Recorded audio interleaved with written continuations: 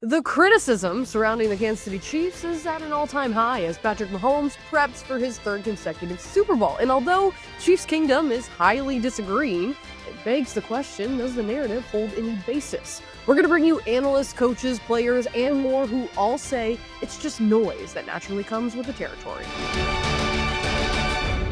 What is up, Chiefs Kingdom? Happy Wednesday. I'm Hayley Lewis, and this is Chiefs News Daily. The team isn't scheduled to speak until tomorrow, so in the meantime, we're going to take a lap around the NFL and hear from experts, former players, and much more. But first, give us a like and subscribe right here on the KCSN YouTube channel, and let's get this episode rolling.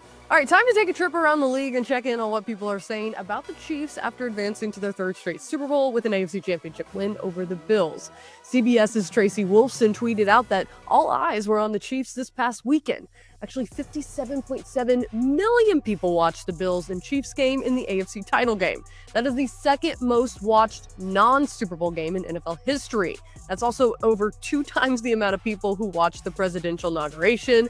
Very wild. All right, let's start by checking in with head coach Andy Reid, who stopped by the Pat McAfee show today to discuss what kind of person Patrick Mahomes is. Whenever you think about Patrick, obviously we just talk about his greatness and how he has this clutch gene and everything like that. What do you think gets left out of the conversation about Patrick? Is it how good of a teammate he is, his work ethic? What do you think doesn't get mentioned enough about the guy who's trying to win another Super Bowl and he's only 29? Yeah, well, you know the kid, and so he's a great kid. He grew up in a locker room. He's humble. What a phenomenal teammate. He's always complimenting his guys. He kind of knows when to pull on them and when to back off and compliment.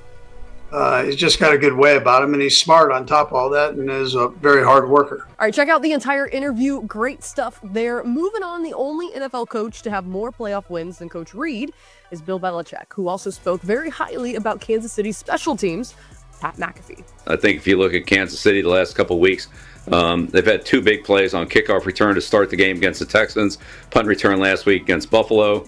I mean, nobody's heard of the returner. Nobody's heard of the guys who were on the punt return team or the kickoff return team. It was a great return. It was so well executed by the Chiefs, as they've been doing on special teams. Here comes Watson over from the backside double to make a key block at the point of attack.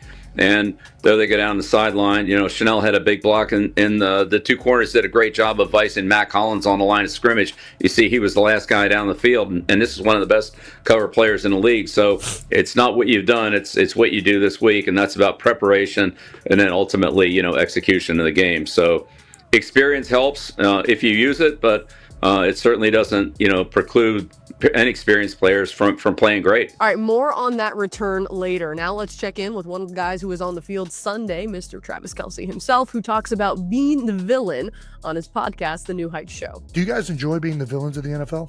I love it. At one point in time, it wasn't that. You guys were the darling of the NFL. You're now the heel. I'm enjoying doing this with the guys that we have in there because it's like it just makes us even more of a family. You just circle the wagons. People are saying whatever they want and they're hating on you. You just band it together and it just makes you appreciate more of what you have because people want what you have. How dominant you guys are at football. I feel like this when I play beer ball. I just know everybody wants me to lose, but I'm not going to lose.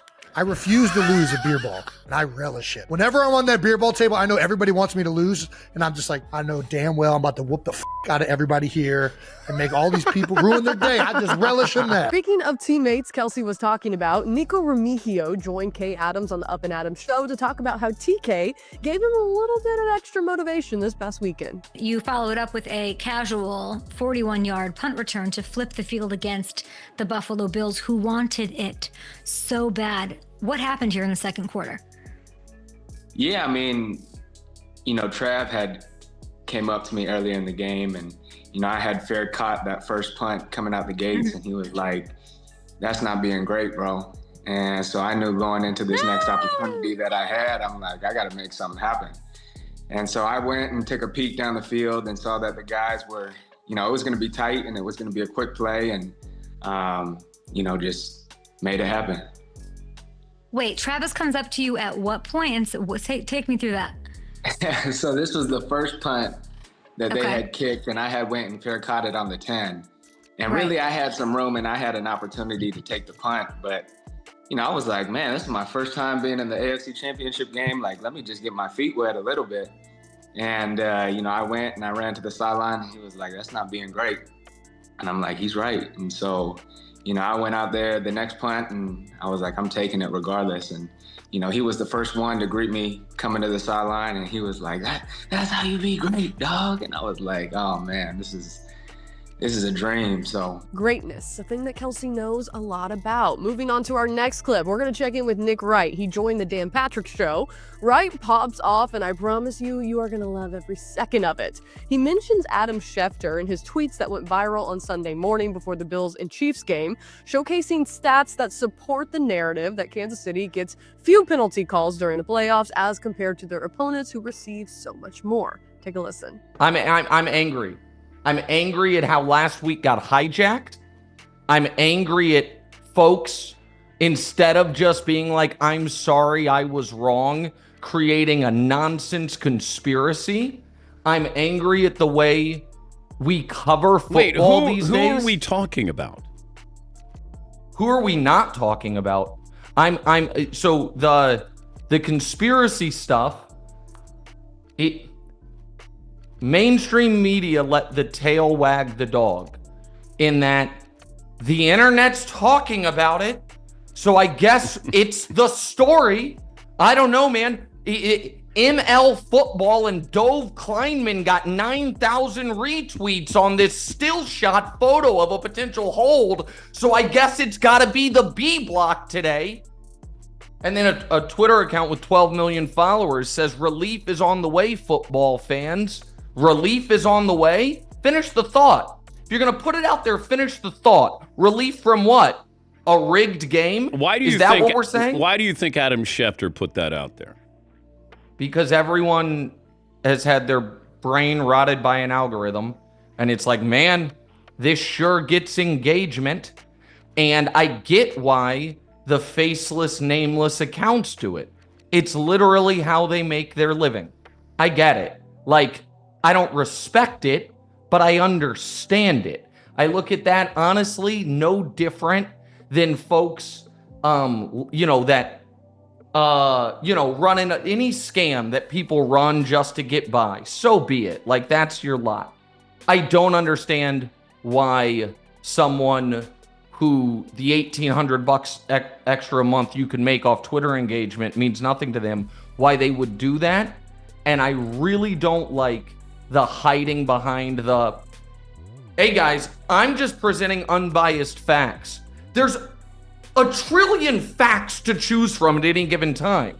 But if there were a conspiracy, Dan, on the internet that you murdered people, and then I tweeted, here's a fact, there have been 78 murders in Connecticut in the year Dan Patrick moved to town. I'm not saying anything. It's just a fact. Just a fact.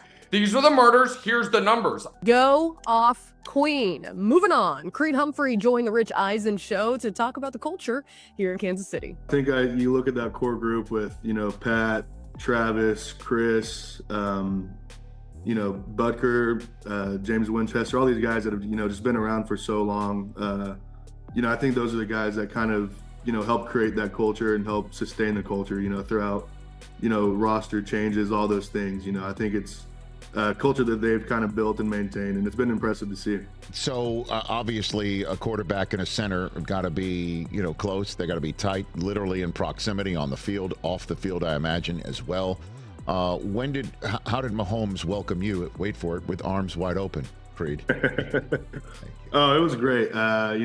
Meeting Pat for the first time, it was awesome. It was one of those things, just, hey, excited that you're here. Let's get to work. And, for me, I'm one of those guys that, I like to get to work, so it was awesome to get around him.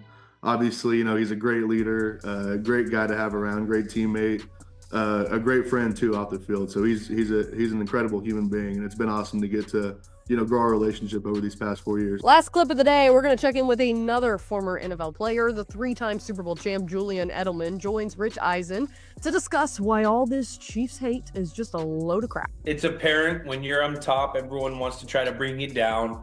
It's a bunch of baloney that the league is helping the Kansas City Chiefs. If you got a problem with it, go beat them.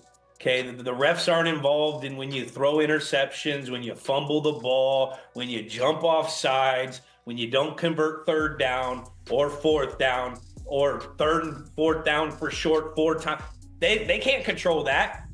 Like, if you want to beat them, go beat them. Don't talk about it. Be about it. I'm so sick and tired of hearing people say that about the Chiefs. 3, 2, 1. I'm not gonna lie, it's really refreshing when someone who has actually lived through dynastic runs recognizes how ludicrous the recent narrative surrounding the Chiefs truly is. That is all for today. I will hop off my soapbox now. All right, folks, that does it for another episode of Chiefs News Daily. We'll be back again tomorrow. That's when we're going to check in with the team for media availability. In the meantime, like and subscribe right here on the ACSN YouTube channel. Appreciate you all for watching as always. Have a great rest of your Wednesday. We'll see you back here on Thursday.